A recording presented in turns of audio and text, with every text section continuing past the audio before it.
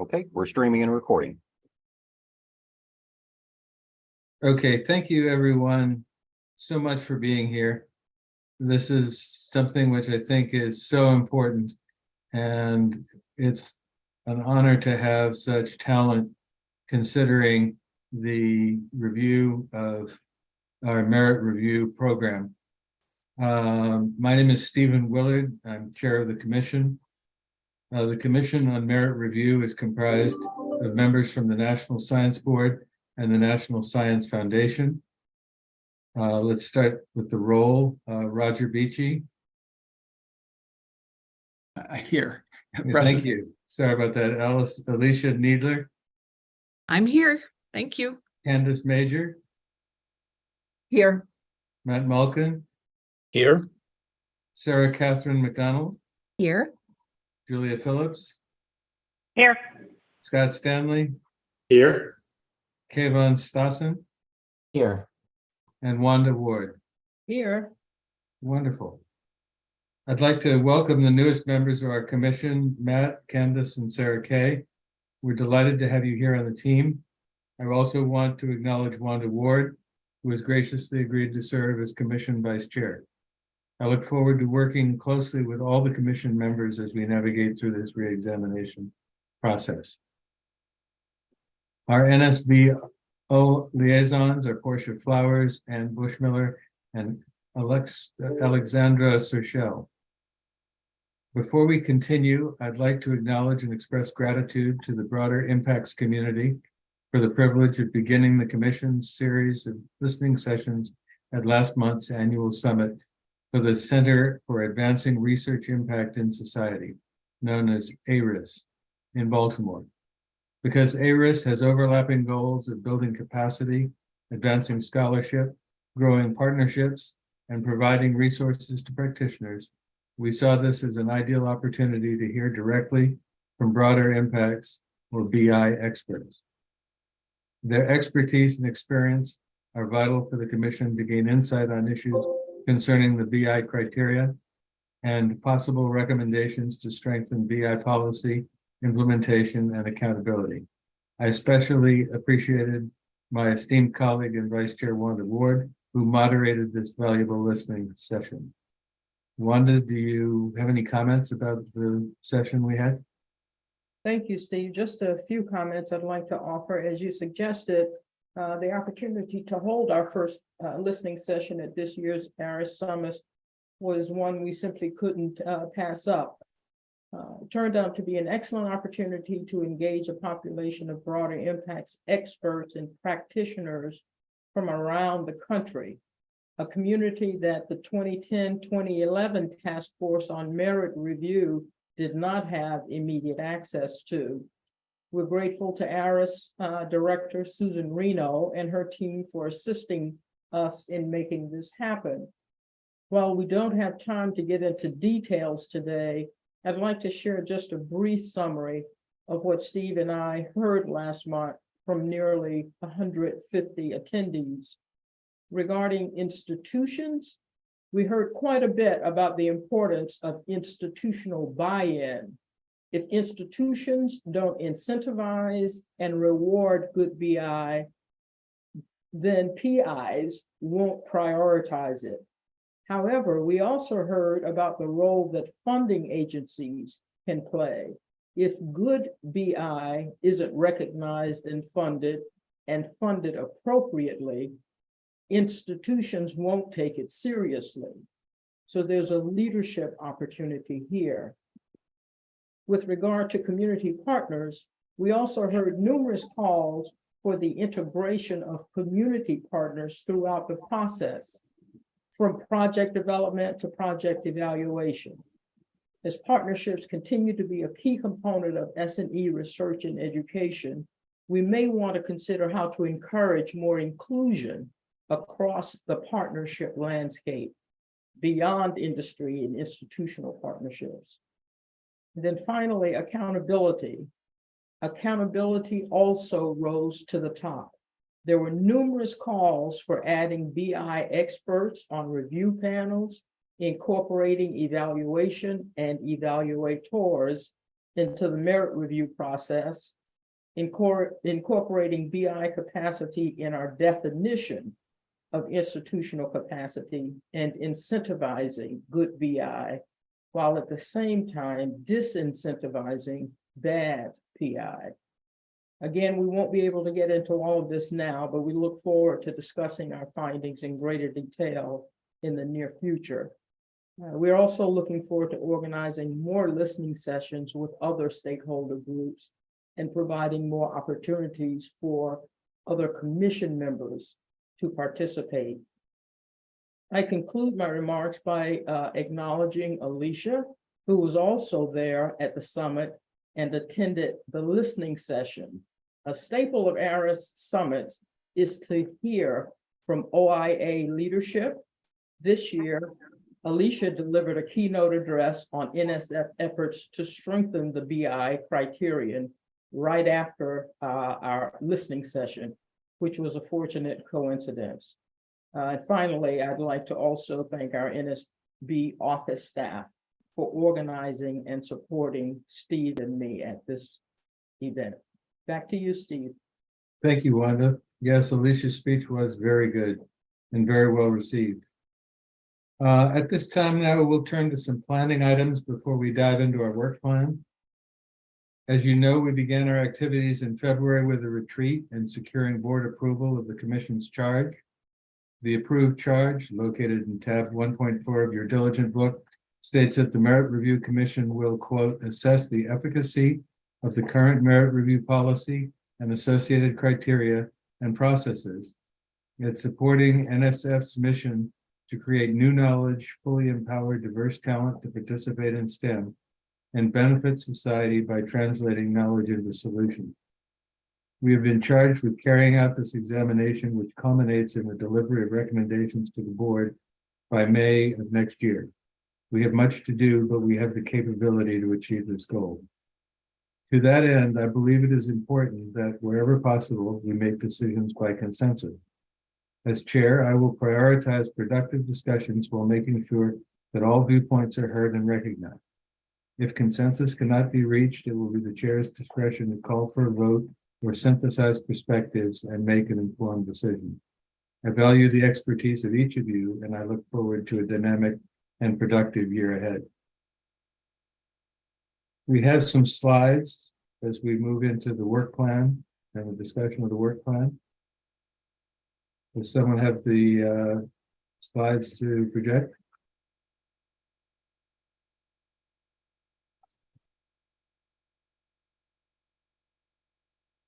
As I said, at this time, I'd like to turn our attention to the proposed work plan and timeline. As a reminder, while the committee's charge requires board approval, the commission's work plans do not. However, we do need to reach a general consensus. This document, located in tab 2.2 of your diligent book, has been updated since our retreat in February. Next slide.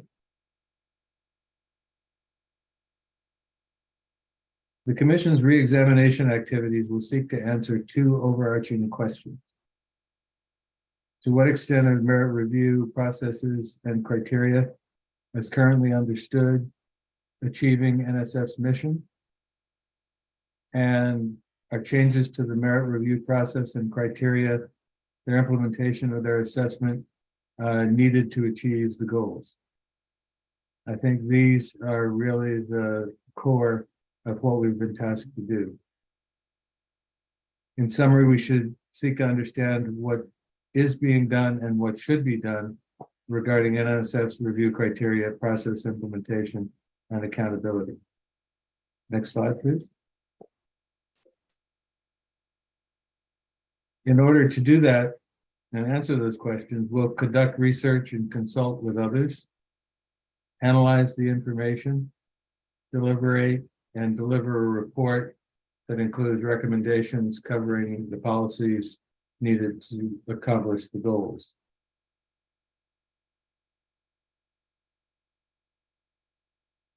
So in terms of timing, by June 2023, We intend to reach consensus on the goals, objectives, and policy questions. Today is the first step in this process, as we hope to have a work plan and timeline in place so that we can begin identifying our areas of interest and research questions.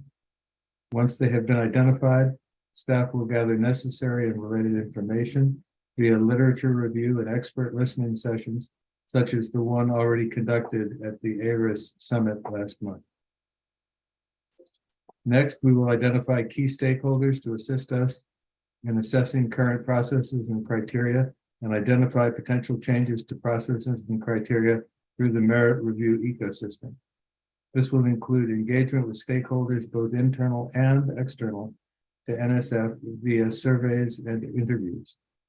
There may also be analysis of committee of visitors reports, project proposals, and award reports to assess trends in proposed, reviewed, and awarded criteria.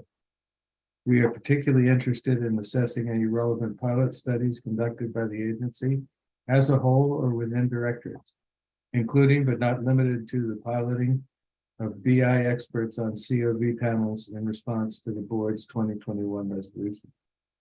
We aim to complete these tasks by September 2023, and contractors will be procured to assist in this analysis. Those contract negotiations are already in the works. Information collected will then be analyzed to identify additional policy issues that were not originally addressed in the policy framing questions, as well as the potential policy opportunity. We anticipate the Commission will deliver a summary of initial findings and preliminary policy recommendations to the board by this November at its board meeting. Delivery of preliminary recommendations will allow for the board members, NSF leadership, and other key stakeholders to provide critical feedback that we will use to refine recommendations, which we will aim to complete by February 2024. In addition to policy recommendations, to support the success of potential policy changes, the Commission will also aim to develop implementation guidance to the agency and accountability guidance to the board. It is important to note that while it is expected that NSF and NSB will develop their own plans for addressing policy changes, the Commission will be in a unique position to share what I think will be a wealth of knowledge during this re-examination. It would be a missed opportunity not to provide suggestions where we can. Finally, the Commission will plan to deliver its findings, final recommendations, and final report to the board by May 2024.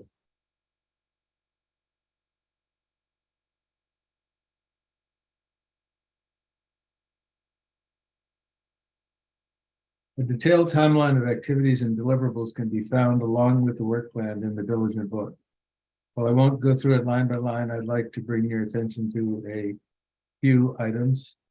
These are the board of directors touch points. There'll be a total of 6 touch points with Director Ponch and the board at quarterly board meetings, including the one we had in February. From now until May 2024, in-person commission meetings will be scheduled for the day before day 1 of each board meeting. There will also be virtual options for you if you are unable to attend in person. Please look for emails from staff with specific dates for you to hold in your calendar. Due to the nature of our goal and the activities required to achieve it, we will begin meeting every other week starting in late May. Staff will poll members for availability shortly after today's meeting. Finally, please hold all dates as specified in your calendars as we work with staff to confirm agenda items. At this time, I'd like to open the floor to a discussion of the work plan. Staff will edit according to today's discussion. Does anyone have any questions, comments, or suggestions for the work plan?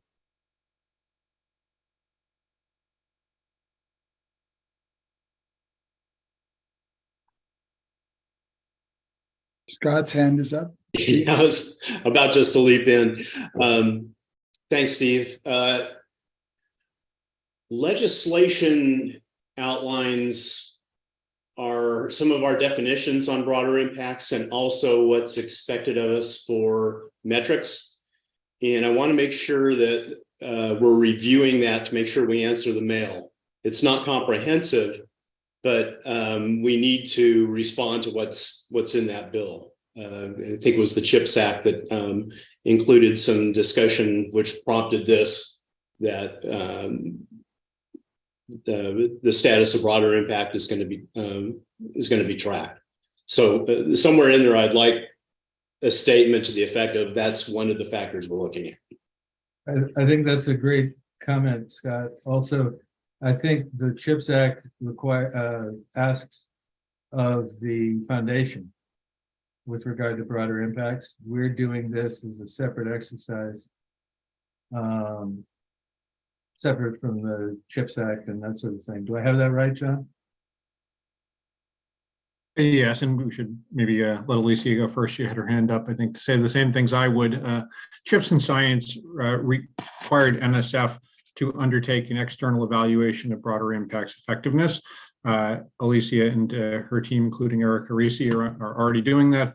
They've been coordinating well with the board office, and Portia engaged us on the scope of work. So we're going to stay synced up tightly so that what that group is doing externally, we have awareness of it and can coordinate with them. I think their timeline is longer than ours, but we'll still stay coordinated. There are also two other pieces of legislation that have given statutory guidance on broader impacts since the board last looked at it. The 2010 Competes Act, and then that was updated by the 2017, I think, American Innovation and Competitiveness Act, resulting in the sort of statutory guidelines we have now on BI. Alicia. So thank you for reviewing the work plan. And right now, I think there's a lot of high level, what do I want to say? Conceptual ideas about how the work would go, but not a lot of details about who's doing the work, what kinds of things are needed to be considered in terms of logistics and so on. So how is the commission going to explore some of those details?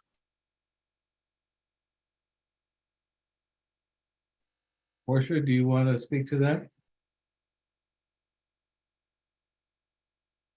Sure, yes. So we have staff, you're being staffed by several of us here in NSBO, and we are also securing an executive secretary as well to handle all of the logistics and administrative work. We're also working on securing contracting support for the data collection piece. So the surveys, the interviews, focus groups, we're currently working on getting some support for that, as well as data analysis.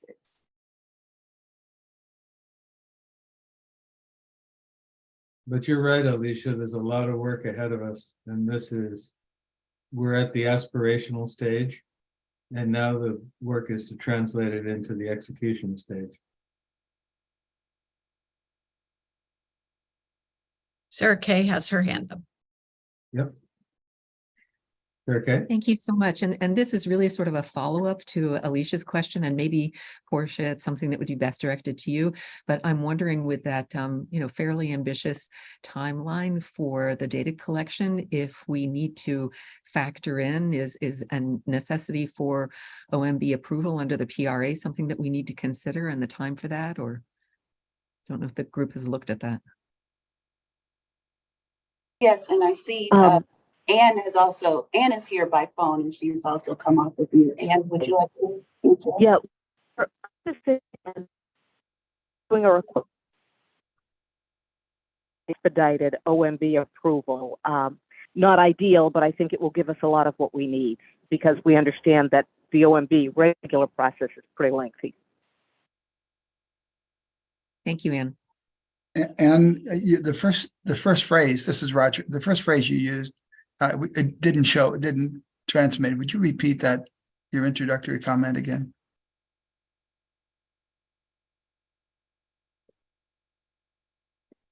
I'm sorry, Roger, were you looking for Anne? Yes. We're going. Just start over again, because you were not transmitting. Sure. We're aiming to proceed by a request for information, which has an expedited OMB process. So we're Ah. aware of the hurdles and doing our best to thread the needle. Thank you. So this is where some of the logistics are incredibly important to detail. So for example, if we were doing an expedited survey, then those results can't be released publicly. And if we do a request for information, that's not the same as a survey.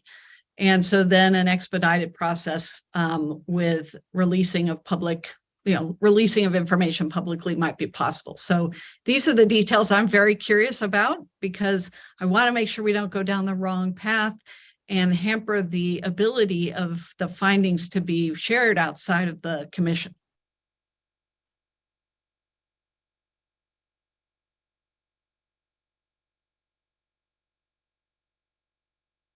That's very helpful. Thank you.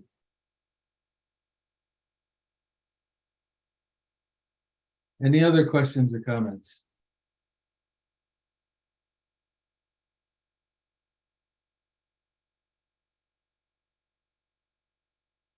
Okay, it seems that we have consensus. Hand raised, Steve. Oh, I apologize. Yes, go ahead. Yeah, no, I just raised it at the last second. With regards to the data collection work and the contractor who will be going through the committee visitors reports and all that kind of stuff, will they be given some guidance with regards to sort of questions that guide the data collection, or will the data collection be or is there some standard process that guides that data collection? In other words, what will they be looking for? So that will be, that you'll be part of that process. The commission will have an opportunity to think about what it wants to do in this reexamination. So you'll be helping to develop questions or an area of questions that you would want the stakeholders to be asked, and then our partners will help us develop the tools to go ahead and collect that information.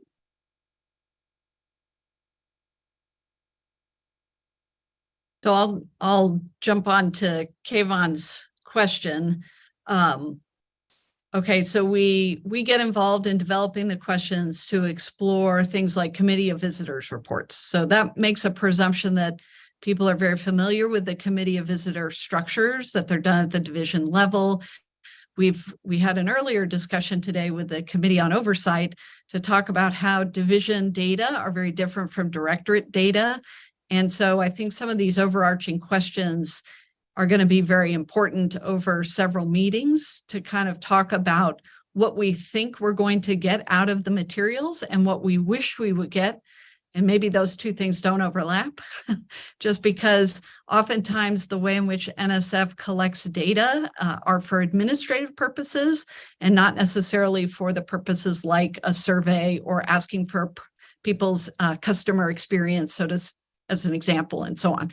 So there's different ways in which the inquiries could be formed to link to NSF's existing materials, and then ways in which we could identify gaps that a survey or request for information or something might address further. So I see that as kind of sequential work that has to happen. I can see that happening over these biweekly meetings that Steve indicated that we would start in May. But my bigger overarching question is, if we don't follow the timeline, or if the timeline takes twice as long as what is indicated because of hoops that we need to jump through and permissions and contractors onboarding and so on, what is the commission's plan to deal with being off the timeline?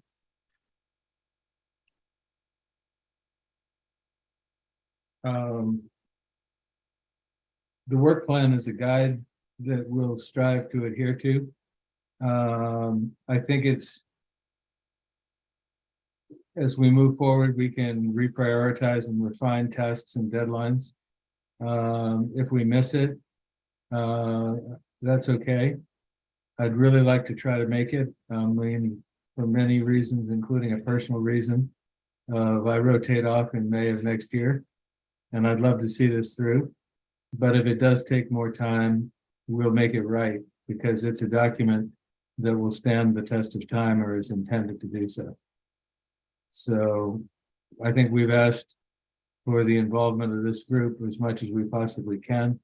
We've got good staff, we've got external support, and we'll really try to hold ourselves to making this work within the time in the work plan. And if we don't, we'll take the time necessary to make it right. Matt? I love the idea of an aggressive timeline. It goes as fast as possible to move this forward and get the data. That's wonderful. One consideration that's on my mind that goes, unfortunately, a little bit in the opposite direction is, the kind of data that I think might be most valuable in this is not just a snapshot, for example, where you look in detail at peer review, merit review, broader impact of a bunch of proposals. Here's what was accepted. Here's who won the proposals, and here's what they said they were going to do. That's just a snapshot of one time. The kind of data that I'm thinking about, might take a little bit more time, is longitudinal data. All right, so then after these reviews have happened and broader impact and merit review have been done, what happened next? What happened with the programs that won, that were selected? What happened with the proposers and so on? That would require some follow-up, which I'd be very interested to see. I'm sorry, even if it does take a little bit more time to collect the data, it might be worth it. Or maybe that's a follow-on project. I'm not sure. Thank you for that. Julia? Thanks, Steve. One thing that this rather limited amount of conversation so far has made abundantly clear to me, and I'm guessing maybe to some of the other board members, is how much we don't know. And just as one, the puts and takes in terms of permissions you have to get and so forth. And I trust that others that are on the commission will keep us on the straight and narrow with regard to that.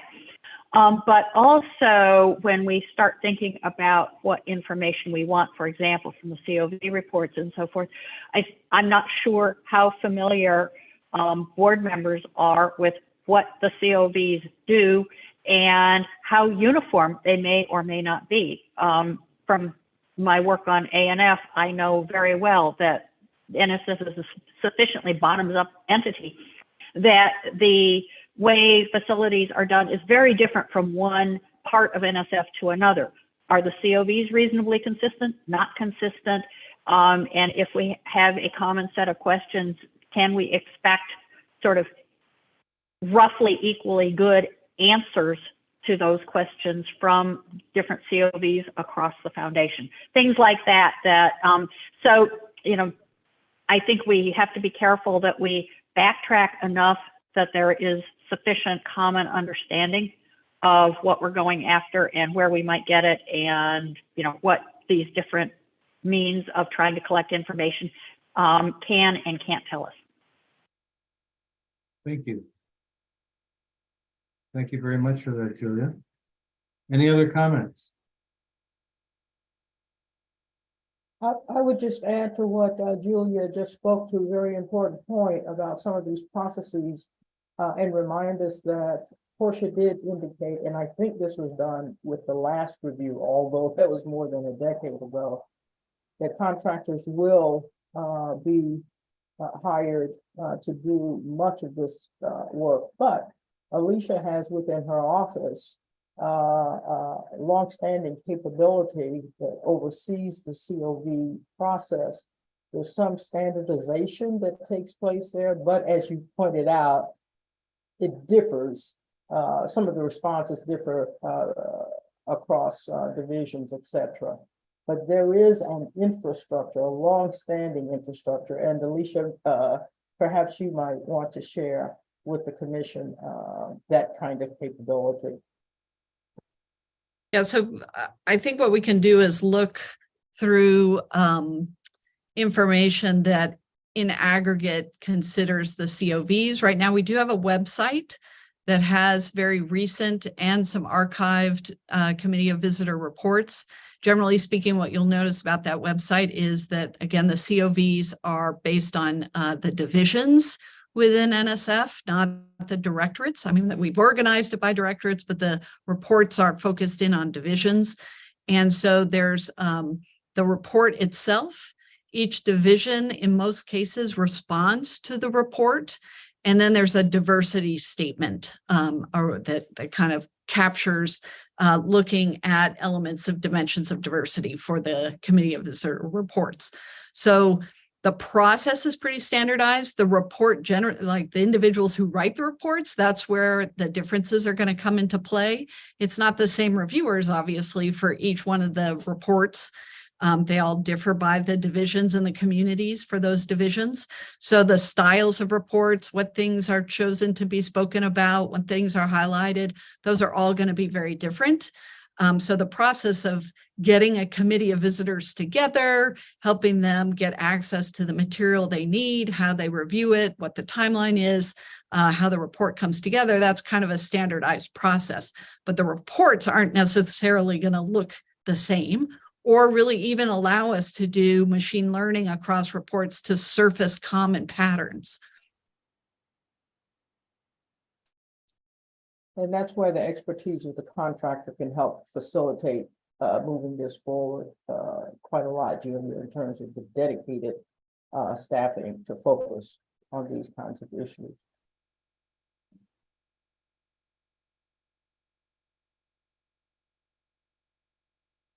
Okay. Anything else on the work plan? All right, after edits from the staff to tweak it a little bit based on this conversation, this document will be shared with the board during our commission report out in May. I'd like to turn most of our remaining time to policy topic framing. As stated in the work plan, our goals for the year are to understand current merit review process and criteria and consider potential changes to the merit review process and criteria. There's a lot that can be done in this space. So I'd like us to consider what we will work on. Portia, do you have some slides?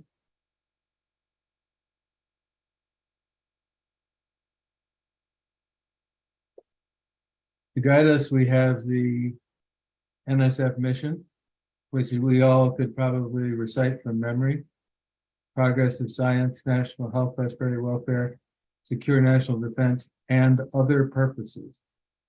And those last three words, and other purposes, are really important because it gives us a lot of discretion in what we do. As we begin this re-examination, let's keep this mission in mind and allow it to lead us through our activity. Next slide.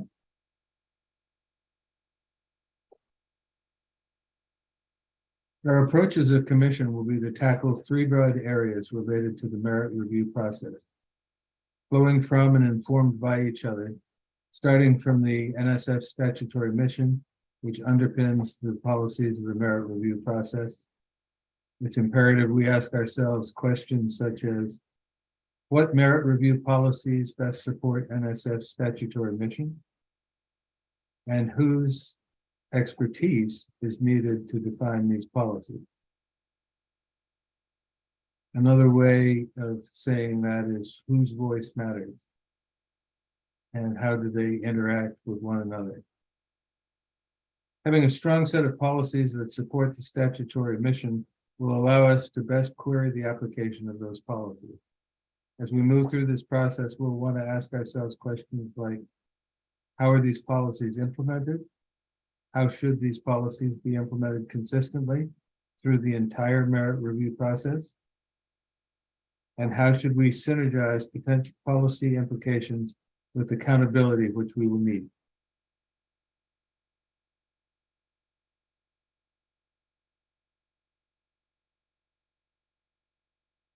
This brings us to our third broad area, accountability.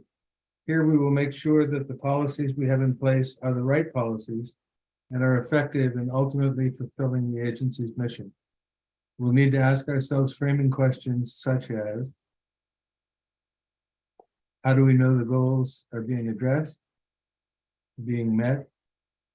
How do we delineate between the accountability of policy and process?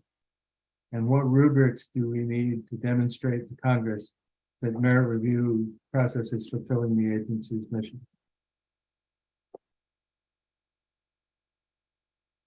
As we go through these nested topical bins, we will build with the intentionality reflection points to ensure that our draft policy recommendations, implementation recommendations, and even accountability recommendations are aligned with our merit review principles and with the board's Vision 2030.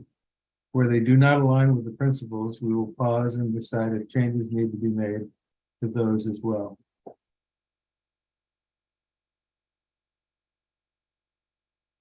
Next slide.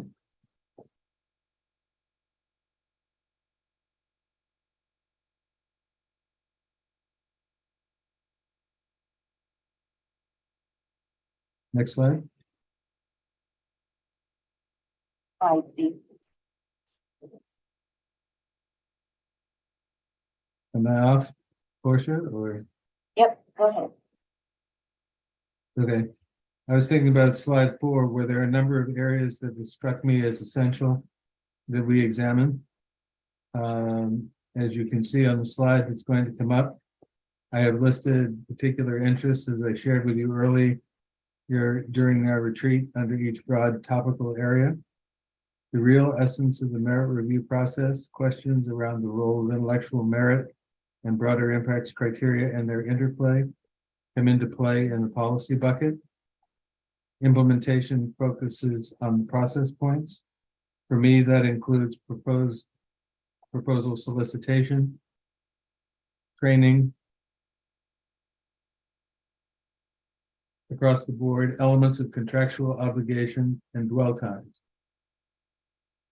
And finally, in the accountability bin, I have placed assessing and making recommendations where needed on reporting mechanisms and data collection, both of which are needed to make sure that the merit review process is meeting the obligation of statutory mission fulfillment. You will additionally note that I have added DEIA in both policy and implementation, because ensuring that our policies and implementation of those policies allows for equitable and inclusive practices.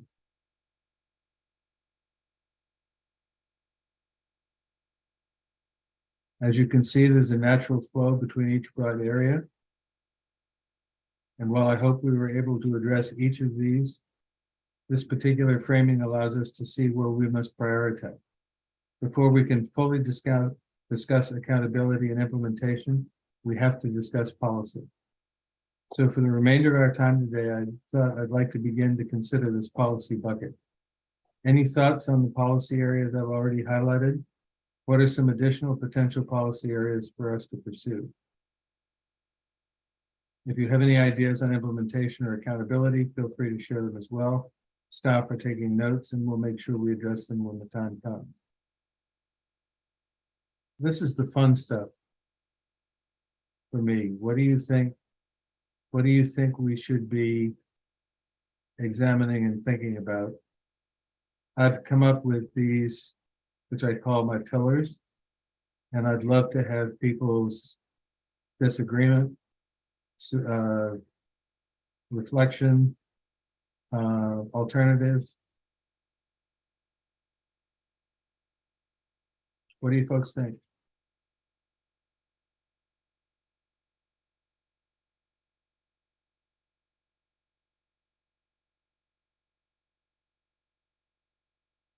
Julia had her hand raised. Yep, Julia? Yeah, hi.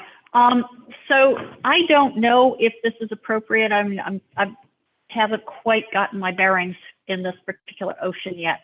But one of the things, and especially given how the nature of the portfolio of the foundation writ large is evolving, I think that looking at how the merit review criteria actually achieve or promote a balance across all of those objects or goals that are in the NSF Act, as at the top of this slide, is appropriate for somebody to do. I don't know if that's us. I think, clearly the direction that the new initiatives in the foundation are taking is around advancing national health prosperity and the national defense.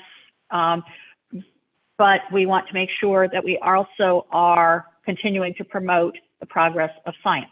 And I don't know if merit review, if this is an appropriate place to be thinking about that. I think it is. That balance, I mean, merit review is how we make decisions to disperse $8.5 billion a year. The question you framed seems to be very relevant to it. Julia, would you explain a little bit of how you think that differs from the role of the intellectual merit criteria? Do you think it's not rolled into that? Well, intellectual merit seems to me to be sort of above all of these different pieces of what's there in the Act. And so you could, in principle, have a portfolio with fabulous intellectual merit that is, not that this would ever happen, but 95% focused on national defense. I see. And so it's a balance of the portfolio, whereas in general, when I think about intellectual merit, it's on a sort of proposal by proposal basis. Well, it just came out of a meeting in which you're looking at the sort of a something beyond, not a sort of a vision for the foundation, and that came up there, and the question of who sets goals, and since we are a bottom up institution agency, and that's what we raised there. Is this still the time for a bottoms up, or is there a tops down component that says for the best of the country, let's switch a little bit this direction or that? A little bit what TIPS has done in terms of innovation, but there's something that they're overriding that. I mean, one can override that with major concerns, for example, climate change or defense. Right. I mean, so that it came up in the context of the work of CS. Right. Okay. And it's a balance of portfolio thing. And as I say, I can be talked out of having it a part of this, but I just thought maybe we should have the conversation. Maybe it's a preamble. Alicia. So I just want to double check that I'm understanding the graphs and the process here. So are we in the policy bucket? Are we just trying to sort of explore what we know about the existing policies and about the policy that drives the criteria? And then later we'll talk about the implementation that happens because of the way the policy is? Or are you suggesting that these are policy recommendations that you want to make before we ever get any new evidence, before we ever even explore anything else? I think of it as different things to explore. And some of the things to explore are in policy, and some are in implementation, and some are in accountability. But I don't think there's particularly one drives another. So, for example, dwell time, it doesn't have anything to do with policy as we have identified it here. It's a different element of it. I think it was a way of categorizing some of the items that we may want to consider as a group into 3 buckets, but I don't think one flows inexorably from another.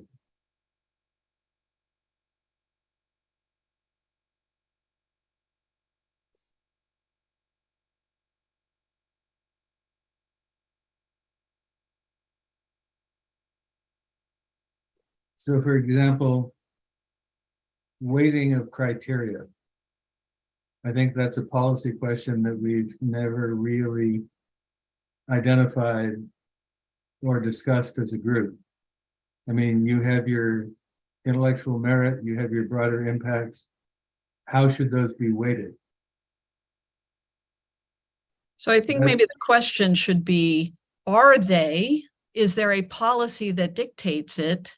I think that that's a what I'm better trying way to to say struggle it. with. That's a Yeah, better way so to say it. I think I want to know or have us delineate the uncovering of known information, and maybe the board members don't know it. And so inside NSF folks, we can help there Mhm. versus what we want to have happen based on assumptions of things that we actually don't even know yet. So Yeah. I'm trying to Your point delineate is very where I well can made. help. Yeah, your point is very, very, very well made. I mean, the first thing to do is for us to learn as a commission. And the answers will be with the foundation. And only once we have done the learning of what are the policies will we really be able to make any comments or suggestions with regard to them. Wanda Thank you will, for that. Wanda will probably rely on you a lot to feed us the background or two here. I'll be glad to do that, Roger. I think the strength of adding additional NSF staff, if we don't have to do what was done in the last review over a decade ago, but one of the strengths there was that both board and NSF expertise worked very well together. And I think I think it would set us all well to carry out this charge that we work hand in hand.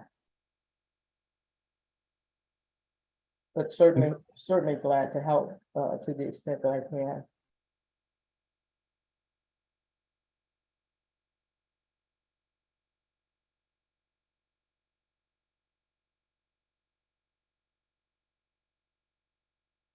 Can we start just having one just for fun? What is the current weighting of criteria within the foundation between the two policies?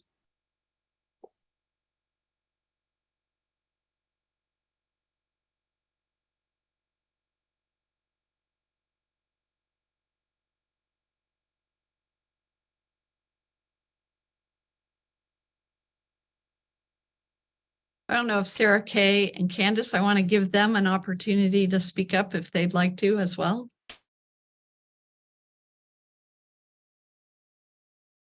Sure, happy to. I mean, my understanding is that it's a holistic review, that neither is weighted more than the other. They're considered simultaneously and in a complementary fashion.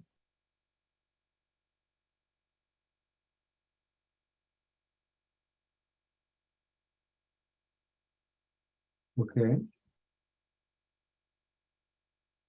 So for example, if you were looking to uncover a policy that says we weight intellectual merit this much and broader impacts this much, that's not going to be available.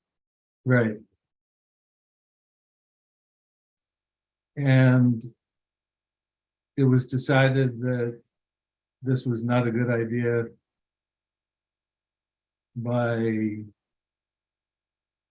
who sort of handles some of those decisions for the foundation?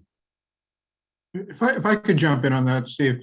Yeah. Candace explained it very accurately and well, and that's the board policy that was enacted last time. The holistic assessment comes directly from board passed policy.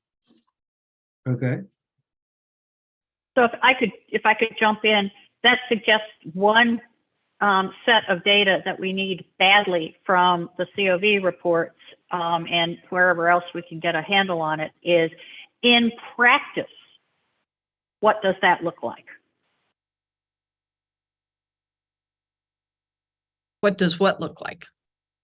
The fact that it is a holistic, consideration of both.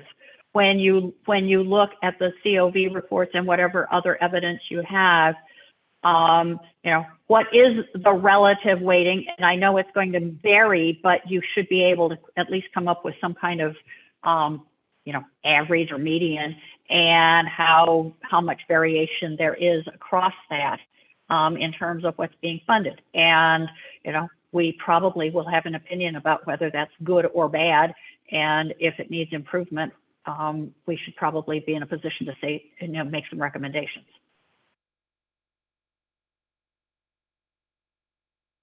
But if we don't know where we are now, we're going to have a hard time saying much. I also think that Sarah Kay explained it very well. And when one reviews portions of the 2011 report, they took great care to indicate that both criteria had to be considered, and there wasn't an explicit weighting placed on intellectual merit versus broader impacts. However, most people felt, and that report, I believe, indicated that more delineation and clarification was needed about broader impacts. And there is a section in that report, I think it's the executive summary or whatever, that talks about a number of elements must be reviewed for both criteria. And we might want to take a look at that, I think it's page 17 or something like that, and tease that, together further for the benefit of how we consider that. One thing that we have that we didn't have a decade ago is the amount of information. For example, we referenced ARIS earlier, and informally, they reported to us at the listening session that actually more is known, more progress has been made on broader impacts than most any of us realize. So we have that information that we can draw on currently that simply did not exist a year ago. But this issue of both, while people assume, most people assume we understand intellectual merit well. And more recently, people are actually suggesting that we need to consider that more deeply as well. Weighting suggests a quantification of one criteria versus the other, and I don't know that we have pursued that.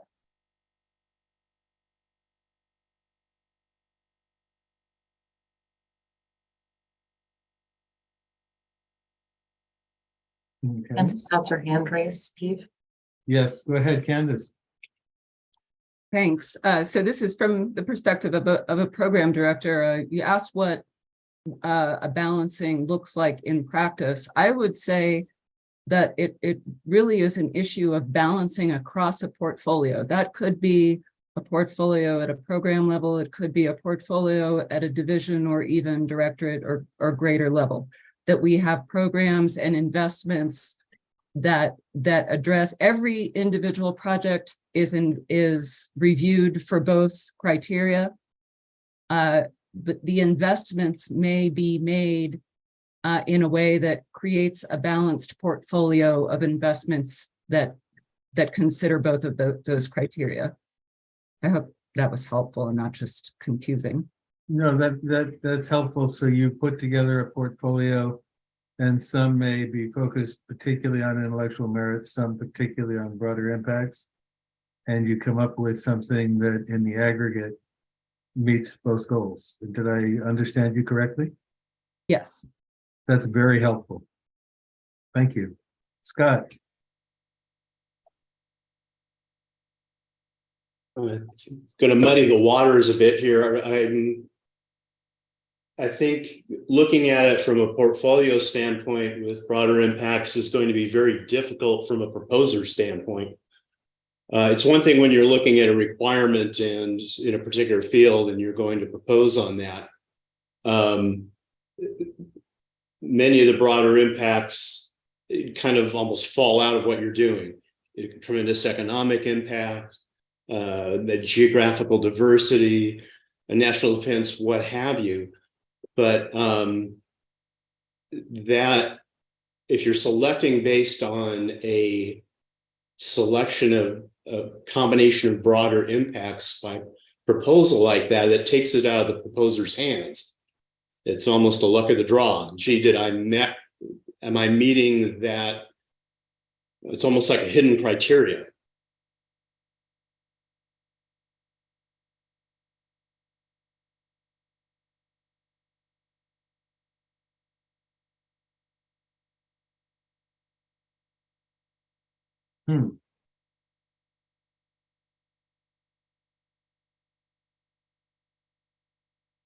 I can tell you if I've got a meritorious technical solution and I have a broader impact solution, but is that what you want?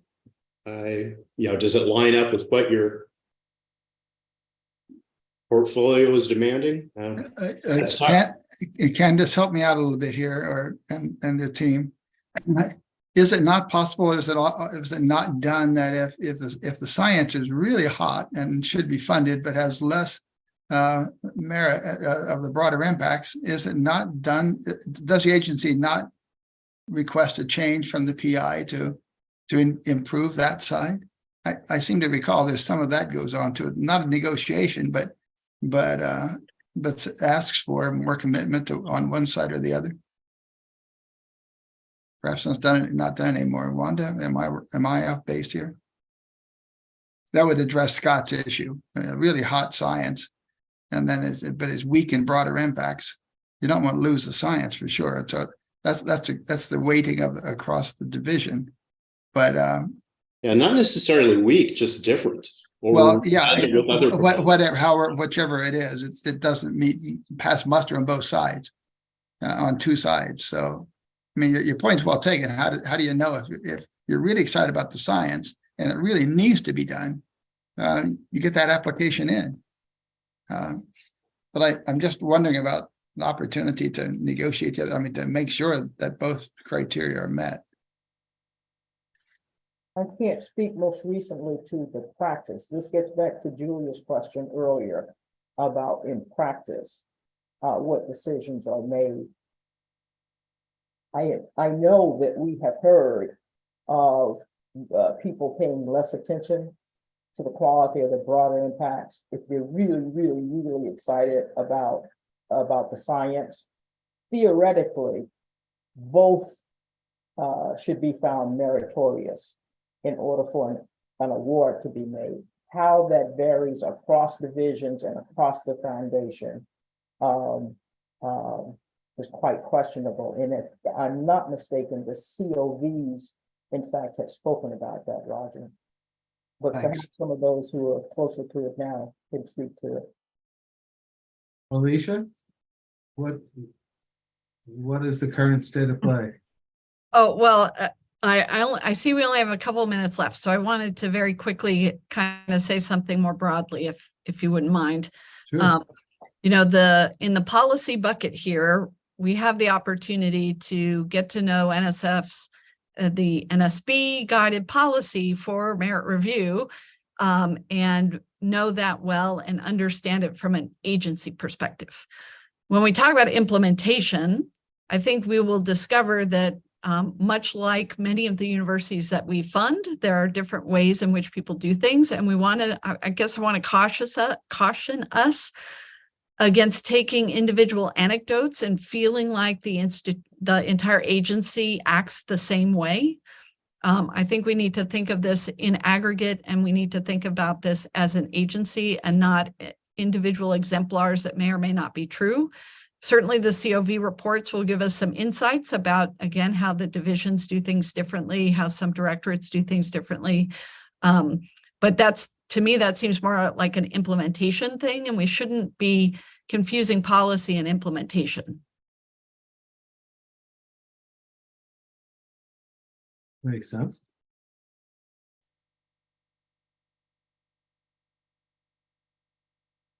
We will handle those separately. Are there any other comments? Only to say it's been a really good discussion. I value the input of the NSF. A lot of us are naive, have participated formally and not in the session, not in the NSF right now. We're working as an applicant anymore. So this is very helpful. I'm glad you're here. If we need more expertise, please engage. I've got to sign off. It's on that time of another meeting, so gotta go. All right, thank you. Thanks Roger. very much. Well, we'll continue considering potential policy topics at our next meeting. In the meantime, encourage you all to continue to think about these framing questions that will guide our study. Our next meeting is scheduled for Monday, May 8th from 9 to 12. It'll be a hybrid meeting at NSF headquarters.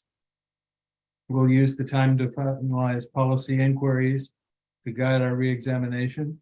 And don't forget to complete the poll indicating your availability for every other week meetings beginning in late May. Staff will email you no later than tomorrow. Thank you all for a productive meeting. I look forward to seeing you all soon as we continue working on this critically important project.